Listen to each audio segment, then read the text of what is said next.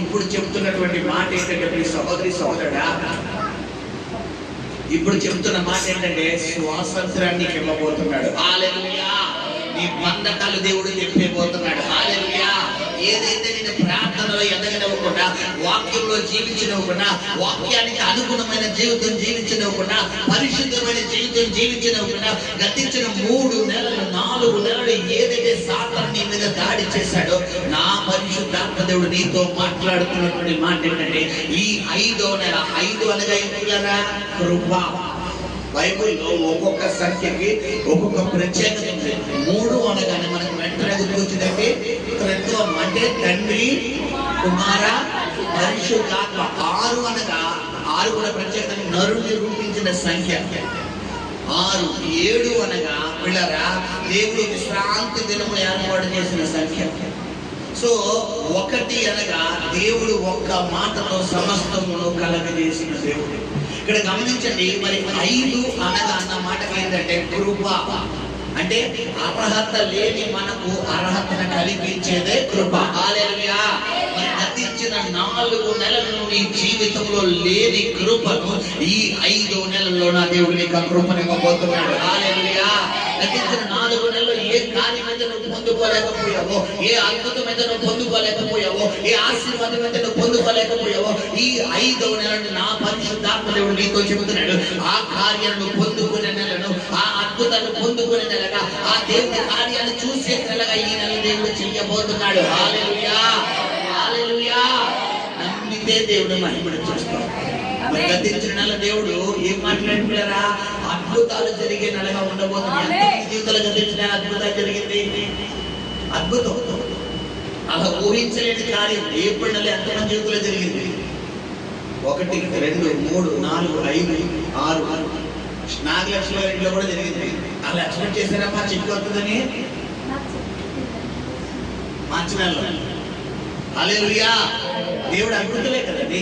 గమనించండి, ఊహించలేని కార్యం నీ జీవితంలో. దేవుడు కార్యాలు ఎలా ఉంటాయంటే కంటికి కనబడవు, చెవులకు వినబడవు. హల్లెలూయా. ఇప్పుడు అంటే నువ్వు నమ్మినప్పుడే, నువ్వు నమ్మితేనే. నువ్వు నమ్మకుండా పాస్టర్ అలా చెప్తాలే, వాళ్ళు అలాగే అంటారు అనుకుంటే నీ జీవితం ఎలా ఉంటుంది? కార్యాలు నీ పక్కన వాళ్ళు ఆమె 100 ఆమె చెప్పిన వాళ్ళు ఆశీర్వాదం తన్నుకుని పోతారు. నువ్వు మాత్రం వచ్చామా, ప్రార్థన చేసుకున్నామా, వాక్యం విన్నామా, వెళ్ళిపోయామా, ఇంతే. ఒక అరగంట కూర్చుని వద్దామని కొంతమంది వస్తారు, ఒక 10 నిమిషాలు కూర్చుని వద్దామని కొంతమంది వస్తారు, ఒక గంట కూర్చుని వద్దామని కొంతమంది వస్తారు. కొంతమంది ఈ రోజు నేను దేవుని మాటను పొందుకుని వెళ్ళాలి, దేవుని మూసుకుని వెళ్ళిపోవాలి, వాక్యం పొందుకుని వెళ్ళాలి. ఈ రోజు ఎట్టి పరిస్థితుల్లోని పరిశుద్ధాత్మ దేవుడు నాతో మాట్లాడితే కానీ నేను అక్కడి నుంచి కదలను అని వెళ్తాను. ఇప్పుడు దేవుడి 4-5 కేటగిరీలు ఎవరితో మాట్లాడతాడు? పట్టుదల కలిగి నువ్వు నాతో మాట్లాడకపోతే నేను బయలుదేరాను. బైబిల్లో ఇలా పట్టుదల కలిగి చేసి ప్రార్థన చేసి వ్యక్తి ఎవరైనా యాకోబు రాత్రంతా ఎవరితో పిదిగిలాడంట? దేవుడితో. నువ్వు నన్ను ఆశీర్వదిస్తే తప్ప నువ్వు వదలను. ఇది నీ ప్రార్థన జీవితం. ఇలా ఉండాలి. కొంతమంది ప్రార్థన జీవితం ఎలా ఉండదంటే పిల్లరా, కార్యాలు జరిగేంత వరకు ఒక వంతు. వన్స్ కార్యాలు జరిగిన దేవుడికి టాటా, చర్చికి టాటా, సేవకుడికి టాటా. మరి కొంతమంది కార్యాలు జరిగితేనే దేవుడు, అద్భుతాలు జరిగితేనే దేవుడు, స్వస్థత జరిగితేనే దేవుడు. ఏమాత్రం కార్యాలు జరగకపోయినా, స్వస్థత జరగకపోయినా, అద్భుతాలు జరగకపోయినా దేవుడు ఏం చేశాడు? మాకు ఏం చేశాడు చెప్పండి? ఏం జరిగింది? మాకు ఏం జరిగింది అని చెప్పి ఎవరిని శోధిస్తారో? నీ సహోదరి సహోదరుడా, నీ జీవితంలో కొన్ని కార్యాలు జరగడం లేదు అంటే నీకు 2 ఆలోచనలు రావాలి. ఒకటి, ఇది దేవుడికి ఇష్టం లేదు. ఏంటి? రెండోది, అది దేవుడి చిత్తం కాదు. ఈ 2 ఆలోచనలు నీలో వచ్చినప్పుడు నీ మనసు ఎవరిని శోధించడానికి ఇష్టపడదు. సాధారణంగా చాలా మంది ఏం చేస్తారంటే వాళ్ళ మనసులో ఏదో అనుకుంటారు, అది సమయానికి జరగలేదు అనుకో ఇంక చూసుకోండి మామూలు కాదు. డైరెక్ట్గా ఎవరికి టెండర్ చేస్తారా? దేవుడికి ఏం జరిగిందండి? మనం ప్రార్థన చేస్తున్నాం, దశభాగాలు ఎత్తున్నాం, కానుకలు ఎత్తున్నాం, చర్చికి వస్తున్నాం, ఏం జరిగింది చెప్పండి పాస్టర్ గారు అంటారు. ఏం జరగాలి? ఈ రోజు వరకు నువ్వు బతుకున్నావు కదా, అదే జరగడం. నువ్వు క్షేమంగా బయటికి వెళ్ళి వస్తున్నావు, అదే జరగడం. ఎంతమంది బయటికి వెళ్ళి ఎంతమంది ఇంటికి రావట్లేదు? చూడండి, మన యూట్యూబ్లో చిన్న వార్త చూసాను. ఏంటంటే ఒక ఆయన కరీగా వెళ్ళారండి. కరీగా వెళ్ళి వీళ్ళరా చూడండి, ఇంట్లో ఏమంటారు ఈ ట్యాంకులు ఇవి ఉంటాయి కదా, ఇల్లు కాదమ్మా ట్యాంకు, అదే మా సెప్టిక్ ట్యాంక్ సంబంధించింది. దానికి ఒకడెవరో కానీ డోర్ ఈ మోటీస్ పెట్టాడు పక్కన, ఏమంటారు పైన ఐరన్ పైన ఆ మూత ఉంటుంది కదా, ఆ క్యాప్ అది తీసి పక్కన పెట్టాడు. ఆడెవడో కానీ పిల్లరా ఇలా చూసుకుంటూ వచ్చేస్తున్నాడు. కొంతమందికి ఏ సూపు ఉందంటే కింద సూపు ఉండదు, ఇలాగా పిల్లరా ముందు సూపే తప్ప ఏ సూపు ఉండదు, కింద సూపు ఉంటుంది. కింద ఏముందో కూడా చూసుకో. వాడు ఇలా చూసుకుంటూ వచ్చాక ట్యాంక్ తీసాడు. సౌండ్ వచ్చింది. ఇంట్లోంచి ఒక ఆయన పరిగెట్టి వచ్చాడు. మనిషి కనపడతలేదు, సౌండ్ వచ్చింది ఏంటో బాబు. తర్వాత మంది ఎదురు పిడిపోయాడు. దాదాపు చెట్టుపై ఎన్ని అడుగులు తెస్తారు? దాదాపు 20 అడుగులు 15 అడుగులు తెస్తారు. మనిషి ఎన్ని అడుగులు ఉంటాడు? దాదాపు ఎన్ని అడుగులు నువ్వు లోపలికి వెళ్ళిపోయాడు. చూడండి, తర్వాత ఈయన అక్కడి నుంచి వచ్చి తాడేస్తాడు కిందకి. ఏమంటారు? తాడేస్తున్నాడు. ఇదంతా కెమెరాలో రికార్డ్ అయింది. తర్వాత కెమెరాకి వచ్చింది. ఇప్పుడు దీన్ని బట్టి అర్థం చేసుకో, ఈ రోజు వరకు నువ్వు సజీవంగా ఉన్నావంటే అది దేవుని కృప మాత్రమే. నీకు డబ్బు వస్తే దేవుడు కాదమ్మా, నీకు వస్తువులు వస్తే దేవుడు కాదు, నీకు ఇంకోటి వస్తే దేవుడు కాదు. ఇప్పటిదాకా నువ్వు సజీవంగా ఉన్నావు, నువ్వు క్షేమంగా రోడ్డు మీదకి వెళ్ళి క్షేమంగా ఇంటికి వస్తున్నావంటే దేవుడు నీతో ఉన్నాడు. కాబట్టి ఈ రోజు వరకు నువ్వు సజీవంగా ఉన్నావు. హల్లెలూయా. ఇది జ్ఞానం కనుక నువ్వు తెలుసుకోగలిగితే నీ నోట కానీ నీ తలంపుల్లో కానీ ఎవరిని శోధించలేవు. నువ్వు దేవుని శోధించడం నాకు ఏం చేసాడండి అంటే చాలు. నాకేం చేసాడంటే అందరూ పోతారు, నా పరిస్థితి ఎందుకు ఎలా ఉందన్నాను అంతే దేవుడు శోధించు. గమనించు సహోదరుడా, మరి గతించిన 4 నెలలు నీ జీవితంలో నీ పరిస్థితి ఎలా ఉన్నా పరిశుద్ధాత్మ దేవుడు చెప్తున్న ప్రవచనాత్మకమైన మాట ఈ నెలలో ఏంటంటే, మరి అద్భుతకరంగా ఈ నెలలో 5వ నెలలో మొట్టమొదటి నెల నీ జీవితంలో మరి ఆ బంధకాన్ని తింపే నెలగా ఉండబోతుంది. ఏదైతే ప్రార్థన చేయనివ్వకుండా, వాక్యం చదవనివ్వకుండా, దేవుడిలో నిలబడనివ్వకుండా, పరిశుద్ధంగా ఉండనివ్వకుండా, దేవుడి కొరకు నిలబడనివ్వకుండా చేస్తున్న సైతాను బంధకాలని ఈ నెలలో దేవుడు తిప్పి నీకు స్వేచ్ఛనిచ్చే నెలగా దేవుడు చేయబోతున్నాడు. హల్లెలూయా, హల్లెలూయా. రెండవ మాట దేవుడి సన్నిధిలో నేను కనిపెట్టినప్పుడు దేవుడు నాతో మాట్లాడు. రెండవ మాట ఏంటంటే వీళ్ళ సమృద్ధి. దేవుడు ఏం చెప్పాడు? రెండో మాట సమృద్ధిని ఇవ్వబోతున్నాను. మొట్టమొదటి మాట విస్తరింప చేయబోతున్నాను, విస్తరణ ఇవ్వబోతున్నాను. రెండో మాట సమృద్ధిని ఇవ్వబోతున్నాను అన్నాడు. సమృద్ధి అంటే ఏంటి పిల్లరా? మల్టిప్లికేషన్. అంటే సమృద్ధి అంటే ఏంటి పిల్లరా? ఉత్పత్తి. అంటే ఎన్ని రోజులు నీ గృహంలో నీ కుటుంబంలో దారిద్ర్యమే ఉంది, కలిమే ఉంది, లేమే ఉంది, పిల్లరా ఇరికే ఉంది, ఇబ్బందే ఉంది. అంటే ఆ యొక్క కొంచెం ఆ 10 పావు కేజీ 1/2 కేజీ రైస్ తెచ్చుకొని మీ కుటుంబం అంతా తిన్నారు. బట్ ఈ నెలలో దేవుడు ఏం చేయబోతున్నాడంటే సమృద్ధిని ఇవ్వబోతున్నాడు. హల్లెలూయా. నువ్వు తినగా 2-3 వండి పెట్టే రీతిలో దేవుడు ఇవ్వబోతున్నాడు. హల్లెలూయా, హల్లెలూయా. అట్టి కృపను దేవుడు ఈ నెలలో నీకు అనుగ్రహించబోతున్నాడు. హల్లెలూయా. 2 మాటలు దేవుడు నాతో ఉదయకాలం ప్రభు సన్నిధిలో మాట్లాడాడు. ఈ 2 మాటలకు తగిన వాక్యాన్ని దేవుడు నాకు చూపించాడు. ఇప్పుడు ఆ వాక్యం మనం చదువుకోబోతున్నాం. యోహాను సువార్త 21వ అధ్యాయం. యోహాను సువార్త 21వ అధ్యాయం 3వ వచనం నుండి చదువుకుందాం. సీమోను పేతురు నేను చేపలు పట్టబోవుదునని వారితో అనగా, వారు మేమును నీతో కూడా వచ్చేదమనేది. వారు వెళ్ళి దోణి ఎక్కిరి, కానీ ఆ రాత్రి ఏమీ పట్టలేదు.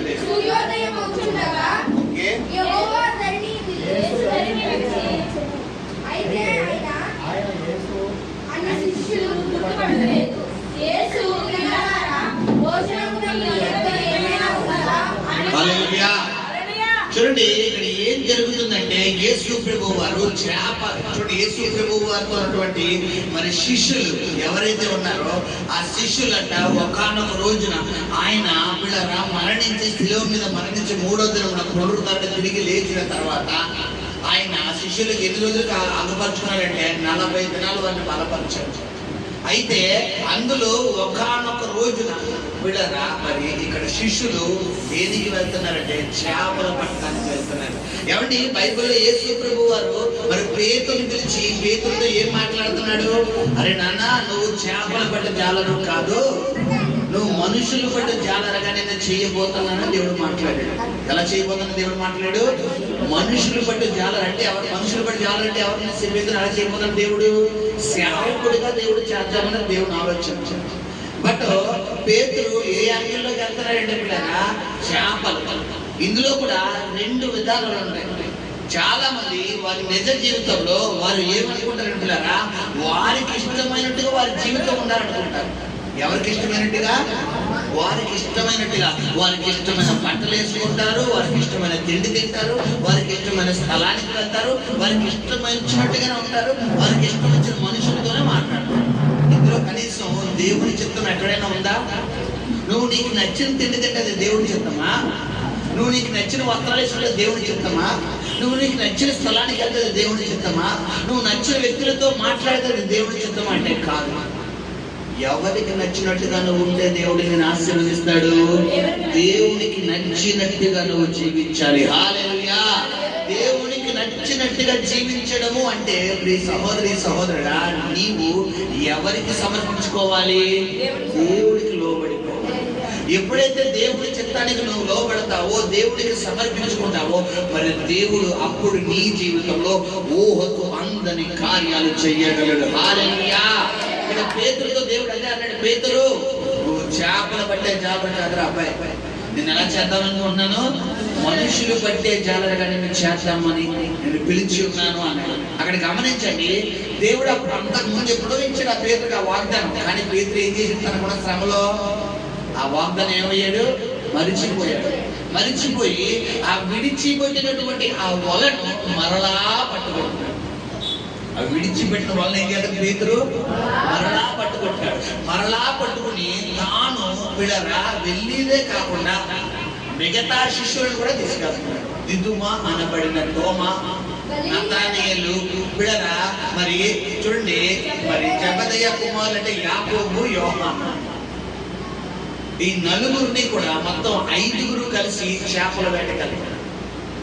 సరే గమనించండి, ఎప్పుడైతే వీరు చేపల వేటకు వెళ్తున్నారో మరి లూకా సువార్తలో చూడండి, రాత్రంతా కష్టపడ్డారంట. అక్కడ వీళ్ళరా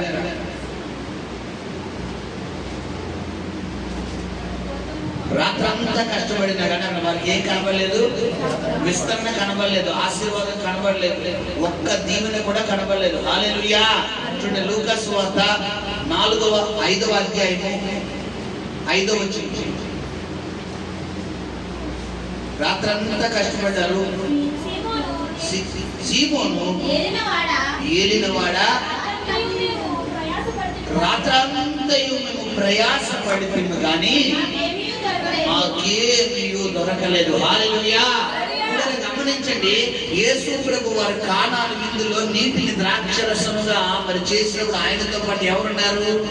ఆయన శిష్యులు ఉన్నారు. యోహాను సువార్త 3వ అధ్యాయంలో మనం చదువుకునే ఎడల యేసును ఆయన తల్లియు ఆయన శిష్యులను కానానులో మరి వివాహమునకు పిలవబడిరి అనే వాక్యంలో ఉంటారు. అంటే యేసు ప్రభు వారు ఏ అద్భుతం చెయ్యాలన్న ఆయనతో పాటు ఎవరిని వెంట పెట్టుకుని వెళ్తున్నారు? శిష్యులు. 5 రొట్టెలు 2 చేపలు 5,000 మంది పురుషులకు పంచిపెట్టినప్పుడు ఆయనతో పాటు ఎవరున్నారు? శిష్యులు ఉన్నారు. మరి లాజరును మరి తిరిగి లేపబడ్డానికి అన్నప్పుడు ఆయనతో పాటు ఎవరున్నారు? శిష్యులు ఉన్నారు. మరి ఇక్కడ గమనించండి, ఆయన శరీరధారిగా మరి బతికి ఉన్నప్పుడు వారిని అంటి పెట్టుకునే వారితో పాటు ఉంటూనే అద్భుతాలు చేస్తారు. ఎందుకు వారితో పాటు ఉంటే అద్భుతం? ఏమన్నా యేసు ప్రభు వారు సింగిల్గా అద్భుతాలు చేసేచ్చు కదా? ఎందుకు సింగిల్గా వెళ్ళలేదు? ఎందుకు ఆయన సహవాసం గ్రూప్ తో పాటు వెళ్తున్నాడు అంటే శిష్యులను సైతం బలపరచాలి. ఎందుకు శిష్యులను బలపరచడం అంటే, ఇప్పుడు ఆయన ఈ లోకానికి వచ్చాడు, తండ్రి చిత్తము నెరవేర్చిన తర్వాత మరలా తండ్రి దగ్గరికి వెళ్ళిపోతాడు. రేపొద్దున తండ్రి చిత్తం నెరవేర్చదు, ఈయన వచ్చిన ఉద్దేశం నెరవేర్చవలసిన బాధ్యత ఎవరిది? శిష్యుడు. అందుకన్నాడు, నేను కాదు నా వెనకొచ్చేవారు నాకంటే గొప్ప కార్యాలు చేస్తానంటున్నాడు. హల్లెలూయా. పేతురు యేసు ప్రభువు సమాధి దగ్గరికి వెళ్ళి లాజరు బయటికి రా అంటే వచ్చాడు. బట్ పేతురు నీడ తగలగానే చచ్చిన శవాలు వేసుకొచ్చుడి అంటే, లాజరు దగ్గరికి యేసు ప్రభువు వారు చనిపోయి 4వ రోజున వెళ్ళినప్పుడు లాజరు బయటికి రా అని సమాధి దగ్గరికి వెళ్ళి చెప్పగానే కుళ్ళు గొప్ప దేహంతో ఉండిపోయినటువంటి లాజరు వీళ్ళరా మరలా బ్రతికి తిరిగి లేకపోయాడు. మరి కొత్త నిబంధనలో మరి అపోస్తుల కార్యాలు వచ్చేసరికి పేతురు నీడ తగిలి రోగులు, పక్షపాత వ్యాధి కలిగిన వారు, చనిపోయిన వారు సైతం వీళ్ళరా లే అని ఒక్క మాట అనగానే వెంటనే ఏమైపోతున్నారంట. మరి గతించిన 2-3 వారాల క్రితం చెప్పిన ద్వారక కవిత అనే ఆమె కాయిలా పడి ఆమె చనిపోయిందని వెంటనే తన దగ్గర ఉన్నటువంటి బంధువులు, ఆ యొక్క చుట్టుపక్కల వారందరూ ఆమె ద్వారా మేలు లబ్ధి పొందిన వారందరూ కూడా ఆమె యొక్క గొప్ప కార్యాలు, దాన ధర్మాలు చేసిన ఆమె చాలా మంచి వ్యక్తి అని మరి దగ్గరలో పేతురు వచ్చి ఉన్నాడని చెప్పి పిల్లారా. పేతురు కౌరు పెట్టగానే పేతురు ఆమెను మేడ మీద రూమ్ లో పెట్టి తర్వాత వీళ్ళందరినీ బయటికి పంపించేసి ఆమె దగ్గరికి వెళ్ళి ప్రార్థన చేసి మోకరించి ద్వారకా కవిత లే అని ఒక్క మాట చెప్పగానే కవిత ఏమైంది? లేచింది. గమనించండి. మరి ఇప్పుడు యేసు ప్రభు వారు ఎందుకు ఆయన వెళ్ళిన ప్రతి స్థలంలోని శిష్యులను తీసుకుని వెళ్తున్నారంటే ఆయన కంటే గొప్ప కార్యాలు చేయాలనే ఉద్దేశంతో. హల్లెలూయా. ప్రియ సహోదరి సహోదరుడా, మరి నీ జీవితంలో కూడా దేవుడు నీ పక్షంగా ఉండే గొప్ప కార్యాలు చేసే దేవుడు. మరి గతించిన 4 నెలలు నీ జీవితంలో కార్యాలు జరగలేదేమో, ప్రభు చెబుతాడు ఈ 5 నెలల్లో గొప్ప కార్యాలు జరిగే నెలగా ఉండబోతుంది, గొప్ప అద్భుతాలు జరిగే నెలగా ఉండబోతుంది, గొప్ప మహిమను కుమ్మరించే నెలగా ఉండబోతుంది. హల్లెలూయా. హల్లెలూయా. మరి యేసు ప్రభు వారి శరీరధారిగా వారితో ఉన్నంత వరకు ఎన్నో అద్భుతాలు చూసినటువంటి మరి శిష్యులు ఇక్కడ ఒక్కనొక సమయం వచ్చేసరికి ఎవరి మీద ఆధారపడుతున్నారంటే వీళ్ళరా వారి జీవనోపాధి. ఎవరి మీద ఆధారపడుతున్నారు? వారి జీవనోపాధి. ఇక్కడ గమనించండి, జీవనోపాధి మీద ఆధారపడడం తప్పని చెప్పరు, కానీ సామెతలు 10:22 ఏముందంటే పిల్లరా, నరుని కష్టార్జితము చేత అది ఎక్కువ కానేరదు. నువ్వు కష్టపడితేనే డబ్బులు వస్తాయని కూడా నీ పొరపాటు. నువ్వు ఉద్యోగానికి వెళ్తే డబ్బులు వస్తాయని కూడా పొరపాటు. నువ్వు దేవుడు తలుచుకుంటే ఇంటిలో కూర్చోబెట్టి సైతం నిన్ను పోషించే దేవుడు. ఎలాగని అంటే ప్రార్థన. నువ్వు కష్టపడే సమయం ఉన్నప్పుడు కష్టపడతావు, ఆ కష్టపడే సమయం లేనప్పుడు ఎక్కడ కూర్చోవాలి? దేవుని పాదాల దగ్గర కూర్చున్నప్పుడు నీ దగ్గరికి ఆశీర్వాదం దేవుడు పంపించేది. హల్లెలూయా. చాలా మంది ఏం చేస్తారంటే కష్టపడే సమయంలోనే కష్టపడతారు, మిగతా టైం అంటే ఏంటి? తిన్నామా, పడుకున్నామా, తెల్లాలి, ఇదే వారి పని. అది 1 రోజైనా 10 రోజులైనా 20 రోజులైనా 40 రోజులైనా కనీసం కష్టపడితే 1 రోజు వచ్చిందప్పుడు ఆ 1 రోజు శుభ్రంగా కష్టపడుతున్నారు, మిగతా రోజు అంతా ఏమైపోతుందా? ఇక రెస్ట్ రెస్ట్ రెస్ట్ రెస్ట్. అదే మన జీవితంలో నరుడి కష్టార్జితం చేత మన ఆశీర్వాదము ఎక్కువ కానేరని ఆలోచన తేడాపడి సహోదరి సహోదరుడా, నువ్వు దేవుడి సన్నిధిలో ప్రార్థించే వ్యక్తిగా ఉంటే, దేవుడి సన్నిధిలో ప్రార్థయపడే వ్యక్తిగా ఉంటే, దేవుడి సన్నిధిలో ప్రార్థనాడే వ్యక్తిగా ఉంటే, దేవుడి సన్నిధిలో వాక్యానికి నువ్వు ప్రార్థించే వ్యక్తిగా ఉంటే దేవుడు నాకు నీతో చెప్తున్నారు, ఆయన కృప నిన్ను విడిచిపోదు. హల్లెలూయా. అదే సామెతలు 10:22 యెహోవా ఆశీర్వాదము ఐశ్వర్యం ఇచ్చినట్టు. నీ కష్టార్జితం, నీ జీతం నీకు ఐశ్వర్యం ఇవ్వదమ్మా. నీ వ్యాపారంలో వచ్చే డబ్బు నీకు ఐశ్వర్యం ఇవ్వదు, నువ్వు పనిలోకి వెళ్ళేటప్పుడు నీకు ఐశ్వర్యం ఇవ్వదు. నువ్వు కష్టపడి చెమట వచ్చి కష్టపడి ఉదయం వచ్చి రాత్రి దాకా కష్టపడితే వచ్చే 1000-2000 కాదు నేను ఐశ్వర్యవంతుడిగా చేసేది. నా దేవుని కృపని ఐశ్వర్యవంతుడిగా చేయగలదు. అందుకని యెహోవా కష్టం, యెహోవా ఆశీర్వాదం ఐశ్వర్యం ఇచ్చిన అన్నాడు, కానీ తప్ప నరుని యొక్క కష్టార్జితం ఐశ్వర్యం ఇచ్చిన ఉందా? అక్కడ రాదు కూడా. దేవుని కృప ఉంటే 5 రొట్టెలు 2 చేపలు 5,000 మందికి చేసే దేవుడు. హల్లెలూయా. విషయం ఏంటంటే ఇక్కడ నువ్వు దేవుని వెతకాలి అంతే. సాతానుడు కూడా దేన్ని ఎత్తకినప్పుడు, ఉదాహరణకు ఇక్కడ అందరూ పనులు చేసుకునేవాళ్ళే. ఒక 500 ఎక్స్ట్రా ఇస్తారు, డబుల్ డ్యూటీ చేస్తామంటే ఆ రోజు ప్రార్థన ఎక్కడ ఎత్తామా లేదా మనం చెప్పండి. ఇక్కడ నిన్ను నీతులు చెప్తాము, ఇంతలా దేవుడు అంటే ప్రాణం అంటే చచ్చేంత ఇష్టం అండి, నేను దేవుడి కోసం ఏదైనా చేసేస్తానండి, నాకు ఏది ఎక్కువ కాదంట. ఒక 1000 రూపాయలు ఇస్తాను, కొద్దిగా ఆదివారం డ్యూటీకి వచ్చామ్మా అంటాను. ఏంటి 1 గంట కష్టపడితే ఎంత వస్తుంది? 1000 వస్తుందా? 1 గంటగా సాయంత్రం వెళ్తాను ప్రార్థన అని చెప్పి తెలుగు. ఇది నీ పని. ఇప్పుడు ఆ పొద్దున్న ఏదో దేవుడు అద్భుతం చేయబోతున్నాడు. ఈ అద్భుతం ద్వారా నీ జీవితంలో దారుణమైపోతుంది. ఇప్పుడు సాటర్డే నువ్వు ఎంత కమ్మబడిపోయావు అది గమనించి, ఎప్పుడైతే నీకు దేవుడు పరిచర్య ఉన్నప్పుడు నువ్వు కనుక అక్కడ ఆపుతున్నావు అంటే నీకు ఎవరు బ్రేక్ ఎత్తున్నట్లు లెక్క. అది గమనించి, కొంతమందికి కరెక్ట్ గా ప్రార్థన ఉంటే పూనకు వచ్చాను. ఏ పూనకం? నిద్రనే పూనకం. మామూలు నిద్ర, ఉత్తరప్పుడు మామూలు నిద్ర రాదు. ఇక్కడ కరెక్ట్ గా ప్రార్థన స్టార్ట్ అవుతున్నప్పుడు ఇంటి దగ్గర ఏమొచ్చారు పిల్లరా? గర్ర గర్ర గర్ర గర్ర. అప్పుడు దాకా ఏసీ వేసుకుని నిద్ర రాదు. ఇప్పుడు గాలి వేయకపోయినా నిద్ర వచ్చేస్తారు. కారణం, ఇక్కడ ఏదో దేవుడు నేను బలపరిచే మాట రెడీగా ఉంచాడు. ఇక్కడ వేడి వేడిగా నిన్ను ధైర్యపరిచే మాట, వేడి వేడిగా బిర్యానీ తిన్నట్టు వేడి వేడి మాట రెడీగా. కాబట్టి ఇదే సాకరాడు ఇంకేత నేను ఎప్పుడు వెళ్ళే ప్రార్థనగా, ఎప్పుడు వినే వాక్యమేగా, ఎప్పుడు వెళ్ళి చర్చేగా వెళ్ళడంలే. ఆ ముగింపుకి వెళ్ళి ఒకసారి అర్థం తీసుకుందాం అండి. ఇప్పుడు సాతగాడు ఎక్కడ బ్రేక్ చేస్తాడు నీకు? గమనించు, ఎప్పుడైనా నీ మైండ్ లో వెళ్దాంలే అన్నావంటే ఆ రోజు ఏదో ఇక్కడ ఏదో అమృతం దేవుడు దాసించాడు, ఇక్కడ ఏదో దేవుడిని దాసించాడు. అందుకని అది నీకు అందకుండా సాతగాడు ఏం చేస్తున్నాడు? ఇప్పుడు దీన్ని బట్టి నువ్వే అర్థం చేసుకో. గమనించు.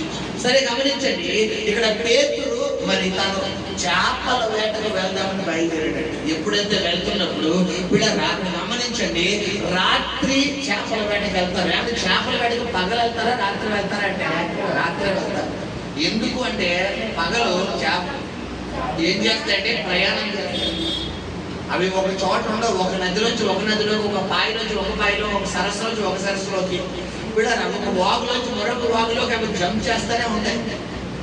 మనకి సరిహద్దులు, వేటికి కాదు సరిహద్దులు, పక్షులకి జంతువులకి కాదు. చూడండి, ఆస్ట్రేలియా నుంచి కొన్ని పక్షులు వలసకి వెళ్తాయంట, మన ఇండియా కూడా వస్తుంటాయని చెప్పి గతంలో కొన్ని న్యూస్ పేపర్లు చెప్పారు. అవి సీజనింగ్ బేసిక్ అనమాట. అంటే ఇక్కడ వర్షాంతకాలం అంటే ఇక్కడ ఎండాకాలం వచ్చేసరికి పిల్లరా అవి ఈ ప్రాంతానికి వస్తాయంట. మరలా ఇక్కడ ఒక 3 నెలలు 6 నెలలు ఉంటాయంట. మళ్ళీ ఇక్కడ నుంచి ఆ ప్రాంతానికి వెళ్ళేటప్పుడు మళ్ళీ ఎక్కడికి వెళ్ళిపోతాయంట? హల్లెలూయా. మళ్ళా ఎక్కడైతే చల్లదనం ఉంటుందో అక్కడికి వెళ్ళిపోతాయంట. ఇక్కడ పక్షులు సైతం వలస వెళ్తాయి. మనం ఎక్కడ ఉంటాం? ఒక గిరి గీసుకుంటాం, ఆ గిరి దగ్గర ఉండిపోతాం. పుట్టినప్పుడు ఇక్కడే ఉన్నాయి, ఇదే వీధిలో ఉన్నానండి, ఇదే ప్యాంట్లో ఉన్నానండి, ఇదే ఏరియాలో ఉన్నానండి, ఇక్కడే అయిపోవాలండి. నువ్వు అలా గిరి గీసుకుంటున్నావు కాబట్టి నీ ఆశీర్వాదం అలా ఉన్నాను. గమనించండి, ఇక్కడ పిల్లరా ఎప్పుడైతే పేతురు చేపల వేటకు వెళ్తున్నాడో తను కూడా ఒక గిరి గీసుకుంటున్నాడు. ఏంటి అంటే దేవుడు విడిచిపెట్టినటువంటి వలను మరలా పట్టుకునే గిరి. దేవుడు పేతురు దేవుని, అరే బాబు నేను మనుషులు పట్టు జాలరగా చేస్తాను రా దేవుడు పేతురుతో చెప్తుంటే పేతురు ఏం చేస్తున్నాడు? ఆ విడిచిపెట్టిన వ్యాపారం మరలా చెయ్యాలి. చాలా మంది పిల్లరా విడిచిపెట్టిన బలహీనతల వైపు మొగ్గు చూపుతారు. దేవుడు ఏదైతే చెయ్యొద్దని అదే చేస్తారు. ఎక్కడికైతే ఎక్కడికైతే అక్కడికి వెళ్తారు. ఎవరికైతే మాట్లాడదని వారితో మాట్లాడతారు. వారి కోసమే యోగక్షేమాలు కొనుక్కుంటారు. కొంతమంది చూడండి, చిన్న ఉదాహరణ, మన దిన ఒక సేవకుడు ఒక వాక్యం రిఫరెన్స్ చెప్తున్నాడు. ఒక యవన కాలం ఒక యవన కుమార్తె ఉందంట. పిల్లరా ఆ యవన కుమార్తెకు యవన కాలంలో ఒక అబ్బాయిని ఆమె ప్రేమించిందంట. ప్రేమించి చాలా సంవత్సరాలు వారు ప్రేమించుకున్నారు. తర్వాత మరి ఇరువురు తల్లిదండ్రులు పిల్లరా ఆ అబ్బాయికి వేరే తల్లిదండ్రులు, వాళ్ళ తల్లిదండ్రులు వేరే అమ్మాయి నుంచి పెళ్లి చేశారు. ఈ అమ్మాయికి వాళ్ళ తల్లిదండ్రులు వేరే అబ్బాయి నుంచి పెళ్లి చేశారు. సరే ఈ ఇద్దరు ప్రయాణము నూతన జంటగా తయారు. ఇద్దరు ప్రయాణం హ్యాపీగా వెళ్ళిపోతారు. చక్కగా వెళ్ళిపోతే 2 పిల్లలు పుట్టారు. చక్కగా వాళ్ళు కూడా ఎదిగారు. ఒకరోజు ఈ కుమార్తె పిల్లల్ని స్కూల్కి చేయబడతాం కదా అని చెప్పి పిల్లరా మరి స్కూల్ బస్సు ఎక్కిస్తూ రిటర్న్ వస్తున్నప్పుడు ఈ ప్రియుడు కనపడ్డాడంట. ఎవరి ప్రియుడు? మొట్టమొదటి రోజు అంటే వివాహం అవ్వకముందు మరి ప్రేమించుకున్న ప్రియుడు పేరు పెట్టి పిలిచాడంట. నువ్వు ఇక్కడ అంటే నేను ఇక్కడే అన్నాడు. నేను ఇక్కడే అన్నాడు. ఎక్కడ అన్నారు? పలానా చోట అన్నాడంట. పెళ్ళి అయింది, ఇద్దరు పిల్లలు. యాక్చువల్లీ బిఫోర్ వారు ఎన్ని సినిమాలు వేసినా కానీ ఆఫ్టర్ మ్యారేజ్ వారికి వీరికి ఒకరి మీద ఒక రైట్స్ ఉన్నాయా? ఒకరికి సంబంధం ఉందా? సరే ఉంటాను బాయ్ అని అక్కడితో బాయ్కి మీద వచ్చేది. కానీ వీరిద్దరు ఏం చేశారంటే మళ్ళా యోగక్షేమం కనుక్కున్నారంట. ఎక్కడ ఉంటున్నాం, ఏం చేస్తున్నాం, మ్యారేజ్ అయిందా, పిల్లలు ఎంతమంది, ఏం చేస్తున్నారు, సరే నా నెంబర్ తీసుకో, నా నెంబర్ ఇదిగో అని చెప్పి మరలా చాటింగ్ స్టార్ట్ చేశారు. మళ్ళా మెసేజ్ స్టార్ట్ చేశారు. మళ్ళా వీడియో కాల్ స్టార్ట్ చేశారు. ఇది రియల్ గా జరిగింది వైజాగ్ ప్రాంతంలో. వెళ్ళారు, ఇది వైజాగ్ లో జరిగింది. సరే ఇలా జరిగి జరిగి జరిగి ఎంత అలా జరిగిపోయిందంటే తన భర్త ఇంట్లో లేనప్పుడు ఆయన గారు వచ్చేవాడు. తన భర్త ఇంట్లో లేనప్పుడు ఆయన గారు వచ్చేవారంటే ఈవిడ భర్త గారు ఇంట్లో లేనప్పుడు ఈవిడ ఫోన్ కాల్ చేసి మాట్లాడేదంట. పిల్లరా చాలా మరి అపవిత్రమైన కార్యాలన్నీ తన జీవితంలో చోటు చేసుకున్నాయి. హ్యాపీగా వెళ్ళిపోతున్నటువంటి తన జీవితంలోకి చేతులారం ఆ ఖాదీ తెచ్చుకుంది ఎవరో? ఆ సహోదరి. ఎప్పుడైతే ఈ విషయం తన భర్తకు తెలిసిందో ఒకరోజు పిల్లరా ఆ భర్త గమనించాడట. నేను లేని సమయంలో ఎవరో ఇంటికి వస్తున్నారని నాకు తెలిసింది, ఎవరైనా అని అడిగాడట. ఈవిడి పిల్లరా ఏదో కవరింగ్ చేసేద్దాం కదా అనుకోండి. అయితే గమనించండి, ఒకరోజు ఈ వ్యక్తి ఈ భర్త ఇలా అడిగారు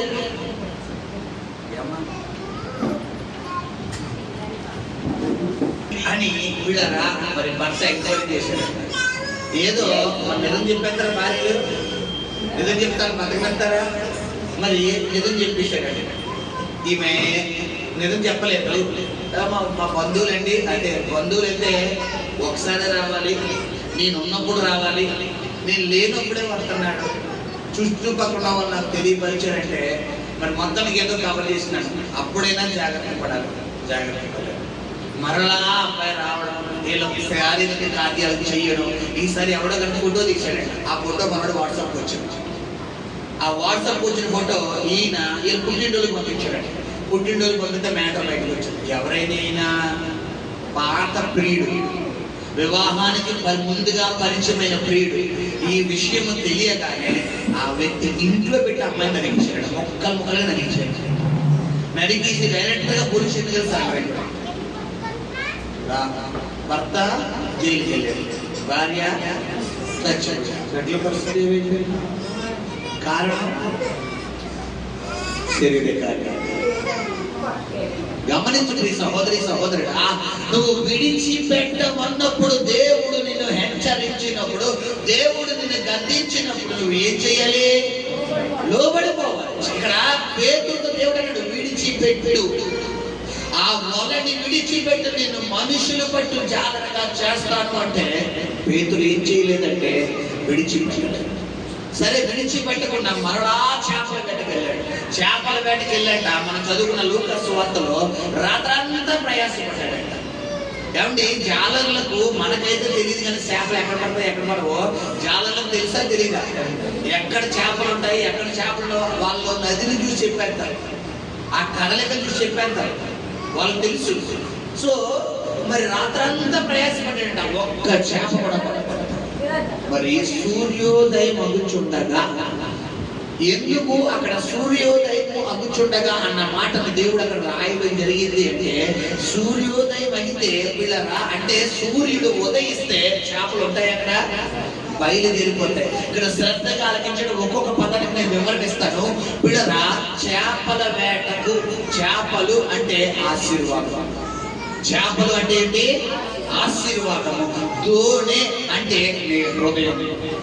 వల అంటే పిల్లరా మరి దేవుడి సన్నిధిలో దేవుడి మాటకు నువ్వు లోబడడం.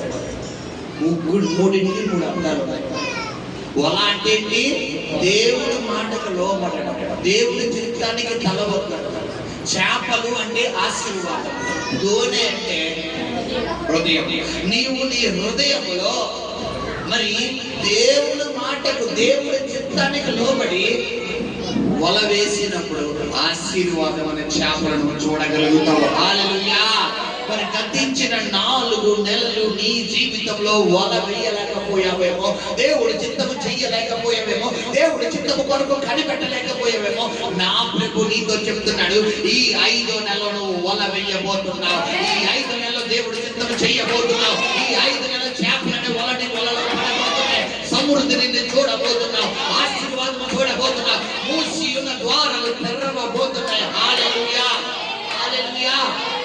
ఎప్పుడైతే ఈ పేతురు పిల్లరా మరి సూర్యోదయం అవుతుండగా యేసు దరిని నిలిచారంట. యేసు దరి అంటే అక్కడ ఒడ్డు. ఆయనేమో ఒడ్డులో ఉన్నాడు, పేతురేమో దోణిలో ఉన్నాడు. పేతురు ఎక్కడున్నాడు పిల్లరా? దోణిలో ఉన్నాడు. ఈయనేమో ఒడ్డునున్నాడు. ఒడ్డు నుండి మరి యేసు ప్రభు వారు పేతురుతో అంటున్నాడు, పేతురు దోణి కుడి పక్కన వలయ్యయ్యా అన్నాడు. కుడి పక్కన వలయ్య అంటే ఇప్పుడు మనం చదువుకున్న లూకా సువార్త ఆ మాట చదువుకున్నాం.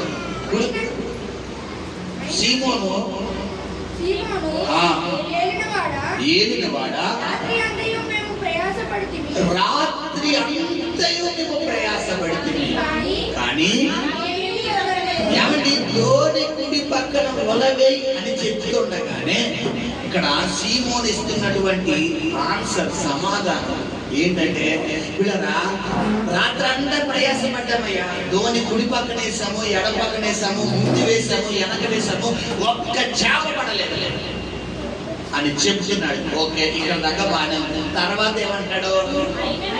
అయినను నీ మాట చెప్పున.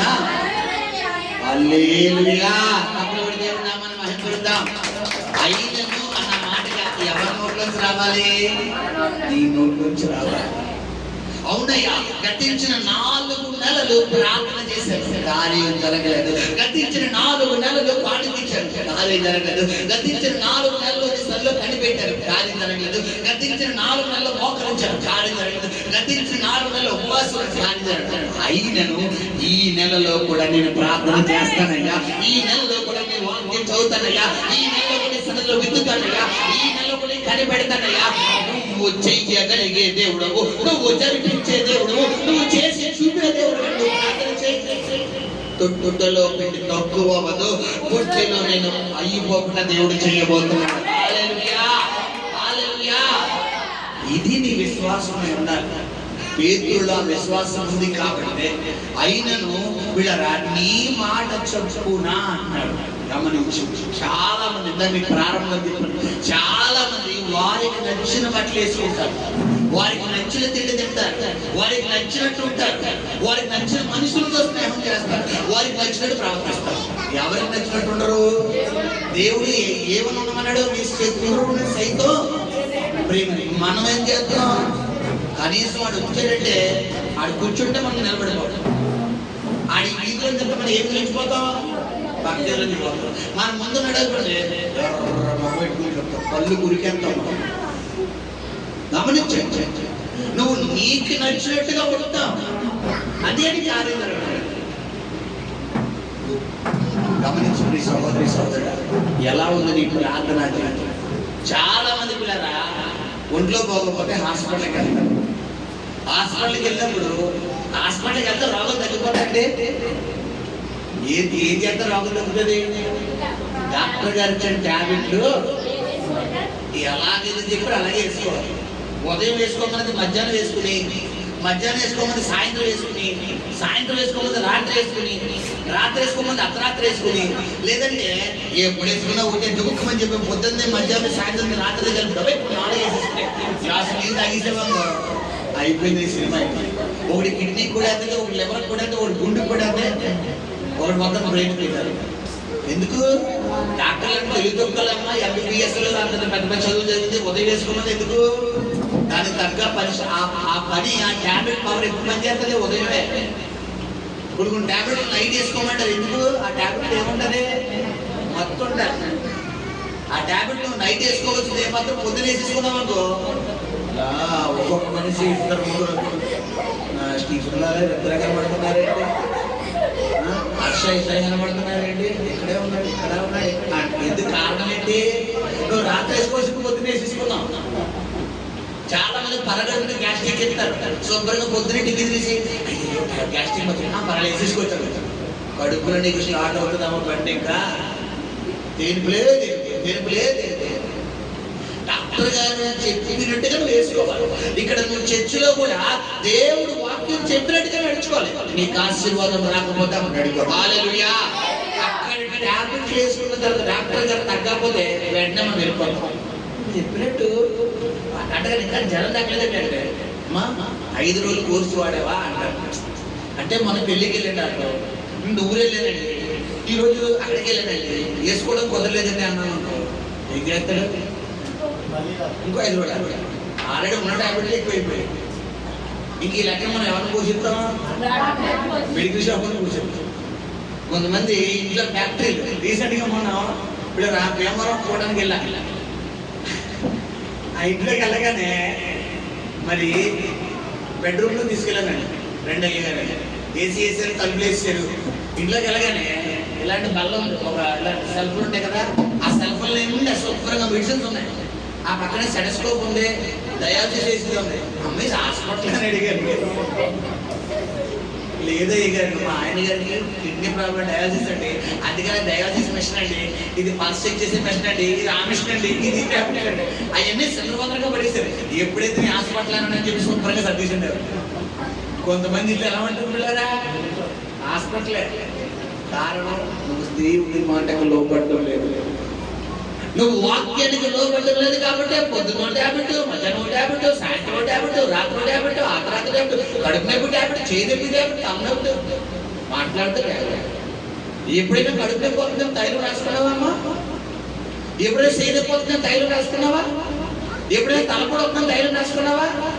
మన విశ్వాసం దేని మీద ఉంటుంది? దొరసకి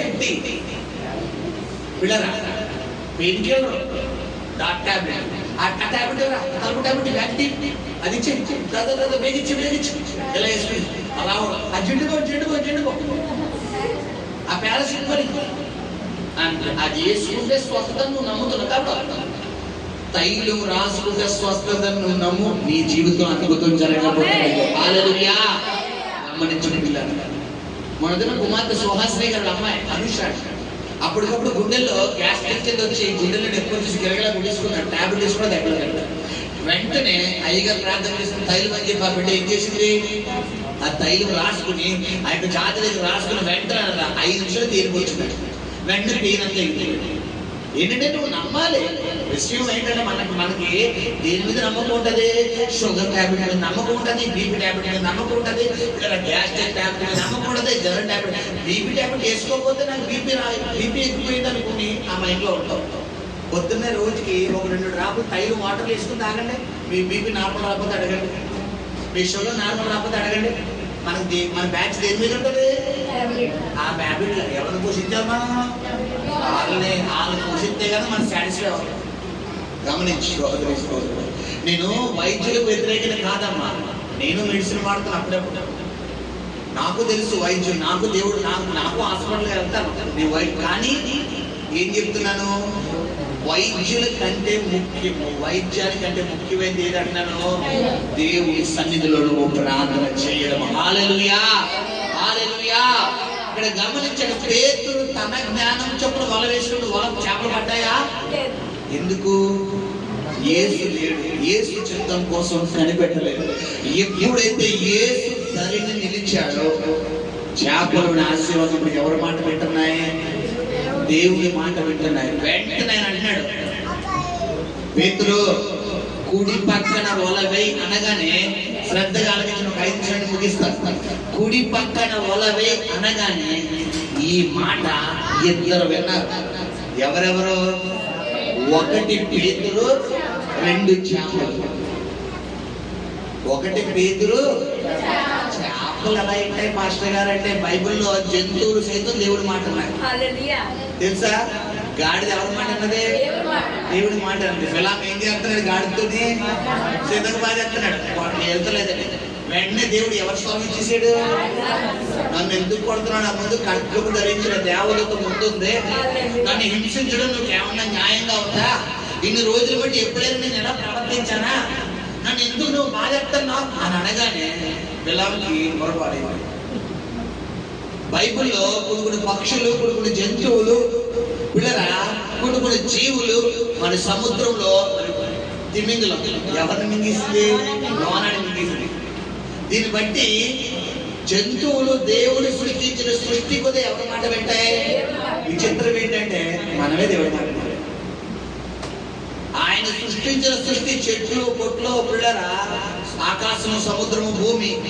ఆకాశమా సముద్రంలోకి పిల్లరా మరి భయంకరమైన అలలు వచ్చి దోణిని కొడుతున్నప్పుడు, భయంకరమైన గాలి వచ్చి తుఫాన్ వచ్చి శిష్యులను భయపెడుతున్నప్పుడు ఆయన ఏం చేస్తాడు? దిక్కున లేచి గాలిని తుఫాన్ ఏం చేశాడంట? గద్దించడం నిమ్మలం అయిపోయింది. అంటే ఇప్పుడు ఈ ఎవరి మాట అంటున్నాయి? వాటికి తెలుసు మనకులాగా స్వరూపాలు లేవు, కానీ వాటికి వినికిడి జ్ఞానం, వినే జ్ఞానం, ఆ యొక్క ఏమంటారు, ఆ యొక్క ఆలోచన శక్తి ఉంది.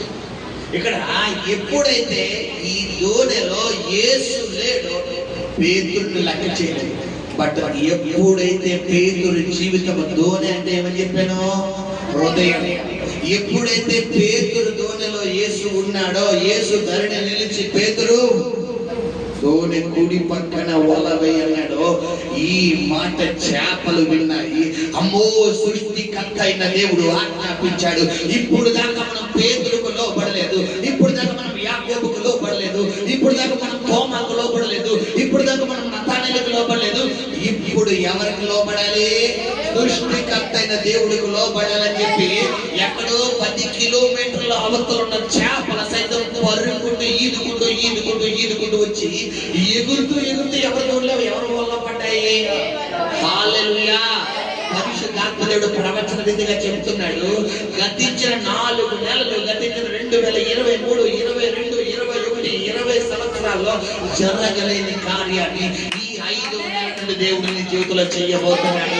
ఏదైతే మిస్ అయిపోయిందో అనుకున్నావో, ఏదైతే వెనక్కి వెళ్ళిపోయిందో, ఏదైతే ఆగిపోయిందో, ఏదైతే చెదిరిపోయిందో, ఏదైతే నిన్ను నీ కుటుంబాన్ని విడిచిపెట్టి వెళ్ళిపోయిందో ప్రభు చెబుతున్నాడు ఈ 5 నెలలో విస్తరణ జరగబోతుంది.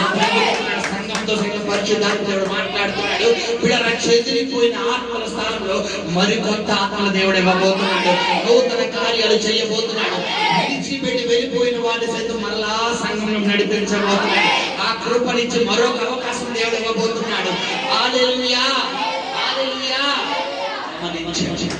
ఎప్పుడైతే దేవుని మాట పేతురు లోబడ్డాడో విస్తరణ చూశాడు. మరి మనము కూడా ఎవరి మాటకు లోబడాలి? That's all. నువ్వు దేవుని మాటకు లోబడితేనే నీకు ఆశీర్వాదం. గతించిన 4 నెలలు పేతురు రాత్రంతా కష్టపడ్డాడు. గతించిన 4 నెలలు నువ్వు కూడా అలాగే కష్టపడ్డావు. అందుకే నీకు ఫలితం రాదు. విషయం ఏంటంటే నువ్వు నీకు నచ్చినట్టు ఉన్నావు, పేతురు తనకు నచ్చినట్టు ఉన్నాడు. అందుకే కార్యాలు చేయలేదు. పేతురు రాత్రంతా కష్టపడ్డాడు. మనము గతించిన 4 నెలలు కష్టపడ్డాం. అందుకే సమృద్ధి, అభివృద్ధి, నెమ్మది, సమాధానము, ఆరోగ్యము, ఆశీర్వాదము అంతగా చూడలేకపోయాము. బట్ ఈ 5వ నెల ప్రభు చెప్తున్నాడు ఏంటి అంటే, దోణి కుడి పక్కన అనేది దేవుని చిత్తం. దేవుని చిత్తం. అంతకుముందు కుడి పక్కన లేదంటే వేసాడు. ఇక్కడ ఏమన్నాడు? పేతురు రాత్రంతా కష్టపడ్డాడు. కుడి పక్కన వేసాడు. ఏమన్నా కుడి పక్కన ఎత్తాడా? ఎడం పక్కన ఎత్తాడా? దోణి ఎక్కడ ఎత్తాడు? చేపడకపోతే మళ్ళీ అక్కడ ఎత్తాడా? మళ్ళీ ఎక్కడికి వెళ్తాడు? ఇటే వెళ్తాడు.